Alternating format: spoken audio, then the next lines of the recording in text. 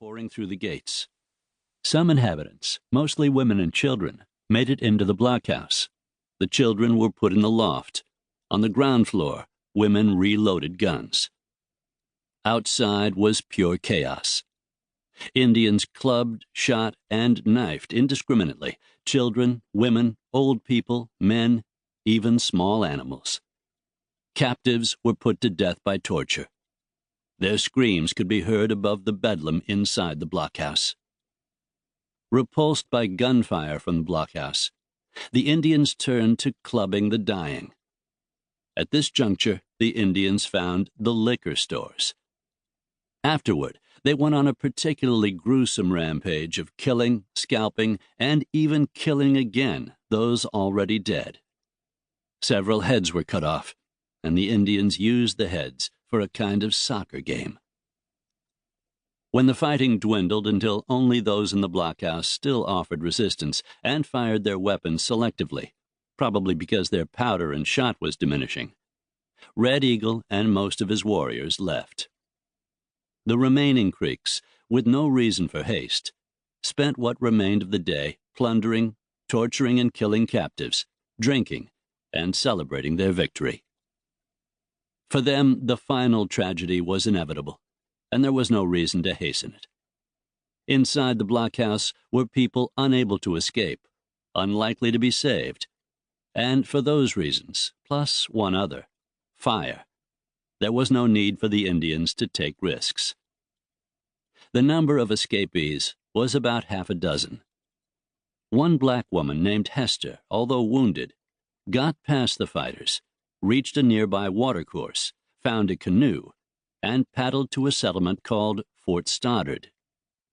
She was shown into the presence of General Claiborne and told her story of the massacre. At Fort Mims, the final tragedy occurred. When smoke in the loft drove the terrified children to the lower floor, additional flames from fires set in different places outside made life inside unbearable. The choice for the last defenders was to leave the blockhouse, face hundreds of Indians, or stay inside and be burned to death. Adding to the horror of those moments were the howls, taunts, and screams of waiting Indians who danced and waved weapons on this dark night.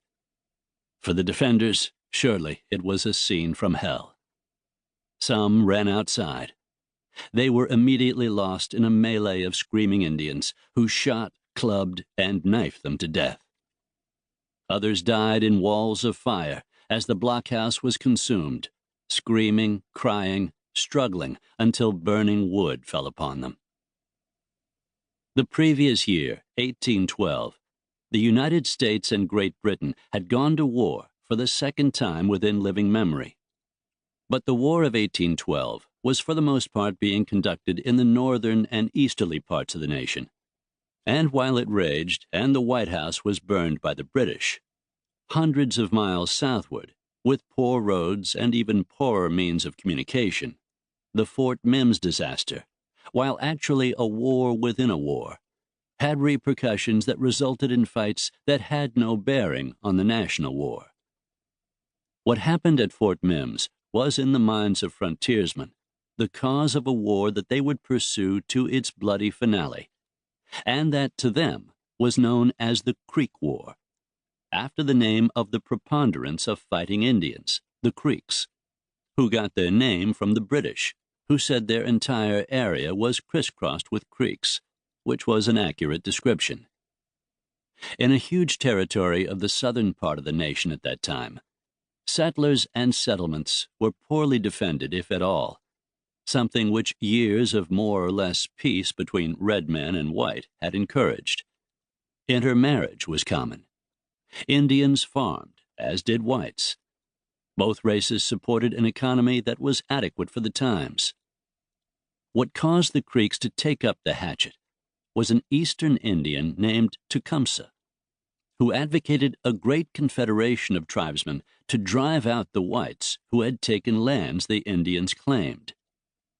The Creeks did not join Tecumseh's federation, but his mission among the Creeks and other southern tribes sowed seeds of resentment against all. To keep listening to this audiobook, I've left you a link in the description so you can do it at no cost thanks to Audible's 30-day free trial.